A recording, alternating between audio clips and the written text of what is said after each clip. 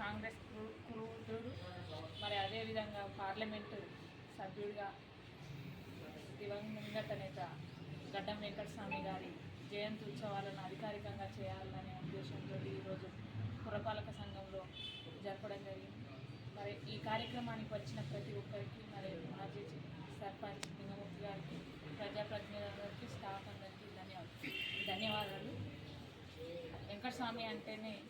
వెంకటస్వామి అనే దానికంటే కాక అంటేనే చాలామందికి సుపరిచితం.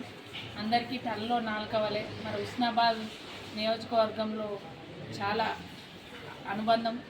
చాలామంది ఇక్కడ నాయకులకు కానివ్వండి, ప్రతి ఒక్కరికి కూడా మరి బొమ్మకన్నతో పాటు మరి ఇక్కడ వెంకటస్వామి గారు అంటే చాలా అనుబంధం ఉన్నది. ఇక్కడ టెలిఫోన్ ఎక్స్చేంజ్ రావడానికి కానివ్వండి, డిపో విషయంలో, ఆర్టీసీ విషయంలో కానివ్వండి, కార్మికులకు ఎంతగానో వెన్నుదన్నుగా ఉండి మరి కేంద్ర మంత్రిగా కూడా వారి సేవలు ఎంతో సుపరిచితం. మరి వారిని ఈ సందర్భంగా వారు లేకున్నా కూడా వారిని మననం చేసుకోవడం అనేది మనం శుభసూచకంగా చెప్పుకుంటూ ఈరోజు ఘనంగా జయంతించేవాళ్ళు జరపడం ఇక్కడికి వచ్చిన వారందరికీ కూడా మరొకసారి ధన్యవాదాలు. మన హుస్నాబాద్ పట్టణంలోని మన పురపాలక సంఘంలో మరి మాజీ మంత్రి, కేంద్ర మంత్రి, అలాగే మాజీ పార్లమెంట్ సభ్యులు, ముఖ్యంగా ఆయన కాంగ్రెస్ పార్టీలో పెద్ద దిక్కుగా ప్లస్ పురువృద్ధునిగా పేరుగాంచాడు. పూర్ణాయుష్గా ఎక్కువ రోజులు బట్టి నిజంగా రాజకీయాలకు పోవాలంటే మన వెనకాల ఏదో శక్తి ఉండాలి, డబ్బు ఉండాలి. ఇదంతా కాకుండా సామాన్య మానవుల నుంచి నిజంగా ఎంతో ఎత్తుకెదిగి ఇప్పటికీ వాళ్ళ కుటుంబ సభ్యులు కూడా స్కిల్ రాజకీయాలలో ఉండు కార్మికుల కోసం పనిచేసి కాకగా పేరుగాంచిన ఆ మహానుభావుడికి ఘనంగా జన్మదిన శుభాకాంక్షలు. ఈ కార్యక్రమంలో పాల్గొన్న ప్రతి ఒక్కరికి ధన్యవాదాలు. మరి ఈరోజు హుస్నాబాద్ పురపాలక సంఘంలో కాంగ్రెస్ కార్యకర్తగా కాక శ్రీ గడ్డం వెంకటస్వామి గారి జయంతి ఉత్సవాలను అధికారికంగా ప్రభుత్వం నిర్వహించడం ఆనందం. మరియు అతని యొక్క పార్లమెంటు సుదీర్ఘకాలంగా పార్లమెంట్ సభ్యుడిగా, కేంద్ర మంత్రిగా పనిచేశారు. మరి పెద్దపల్లి పార్లమెంట్ సభ్యుడిగా అతను మా పెద్దపల్లి నియోజకవర్గానికి, పార్లమెంట్ నియోజకవర్గానికి ఉండడం చాలా గొప్పదనం. అతడు అక్కడ గోదావరి చుట్టుపక్కల ప్రాంతాలలో మెయిన్గా ఎఫ్సిఐ రావడానికి చాలా పోరాటాలు చేశాడు. తర్వాత ఆ ఏరియాలో అంటే సింగరేణి ప్రాంత ఏరియాలో మంచిర్యాల చుట్టుపక్కల ప్రాంతాల్లో, చెన్నూరు చుట్టుపక్కల ప్రాంతాల్లో అభివృద్ధికి ఎంతో తోడ్పడి అందించారు. అదేవిధంగా హైదరాబాద్లో అంబేద్కర్ కాలేజీ అని ఏర్పాటు చేసి బడుగు బలహీన వర్గాల పిల్లలకు అందులో ఉచితంగా విద్యను అందించి వారి యొక్క విద్యాభివృద్ధికి తోడ్పాటు కూడా అందించారు. మరి అట్టి మహనీయుడి యొక్క పుట్టినరోజు వేడుకను మనం పురపాలక సంఘంలో జరుపుకోవడం చాలా సంతోషం. మన పెద్దపల్లి మాజీ ఎంపీ, మాజీ కేంద్ర మంత్రి, ప్రజలంతా ప్రేమ తీసుకునేటువంటి పాప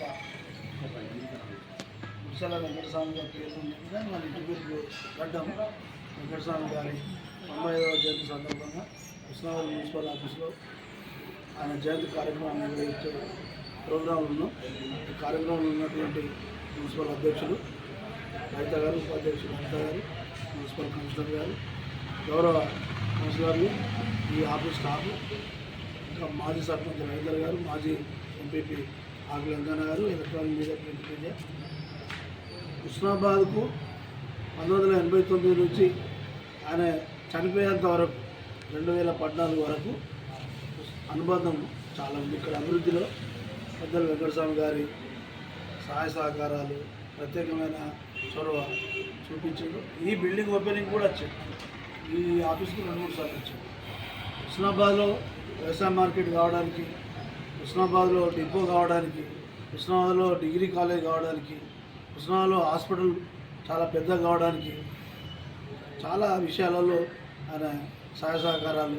ప్రత్యక్షంగా హుస్నాబాద్ అంటే ఆయనకు చాలా ఇష్టం ఉండే, బొమ్మకన్నా ఆయనకు అనుబంధం ఉండే, మాకు ఆకులంకన్నా మాకు కూడా మా పరిచయం ఉండే. దురదృష్టం ఏంటంటే ఆయన తెలంగాణ ఉద్యమంలో చాలా పాల్గొన్నాడు. తెలంగాణ వచ్చిన తర్వాత ఎక్కువ రోజులు బతకలేదు, 85 సంవత్సరాల వయసులో ఆయన చనిపోయాడు. ముఖ్యంగా గోదావరి కనిల ఆ ఎన్టీపీసీ కానీ ఎరువుల ఫ్యాక్టరీలు కానీ అవన్నీ నడవడానికి ప్రత్యక్షంగా మన్మోహన్ సింగ్ గారితో మాట్లాడి వేలాది కోట్ల రూపాయలు ఇచ్చి దాన్ని కైలాబడ్డ పరిశ్రమలు మళ్ళీ పునర్జీవన చేసే కార్యక్రమం కూడా నిర్వహించాడు. హైదరాబాద్లో 80,000 గుడిసెలు వేయించి ఆయన ఇంటి పేరు గడ్డమైన గుడిసెల వెంకట స్వామిగా ఒక పేరు వచ్చిందని భారతదేశానికి కూడా ఒక రాష్ట్రపతి స్థాయిలో ఆయన పేరు పరిశీలన అయింది. నెహ్రూకు, ఇందిరాగాంధీకి, రాజీవ్ గాంధీకి దేశంలో ఉన్న అన్ని పార్టీలకు ఆయన అత్యంత సన్నిహితుడు. ఆయన కార్మికుల పక్షపాతి. ఆయన కాక అంటే అయ్యల్లా సింగరేళ్ళ కానీ ఆర్టిస్టుల కానీ పెన్షన్ వస్తుంది అంటే దానికి కారణం కాక అంటే ఇవరిదాకా టీవీలలో ఆయన పార్లమెంట్లో మాట్లాడిన డిబేట్స్ అని చూపించారు. లెక్క ఏంటంటే వాళ్ళ కొడుకు తర్వాత పెద్ద కొడుకు చిన్న కొడుకు ఇద్దరు ఎమ్మెల్యేలు ఉన్నారు. మా అన్నవాడు కూడా ఎంపీగా అయ్యిండు. వారసత్వ రాజకీయాలు అయినాయి అనేటువంటి ఈ విమర్శ రోజులలో వాళ్ళ ఇంటి వాళ్ళంతా కూడా వచ్చి రాజకీయాలు అంటే వారసత్వం కూడా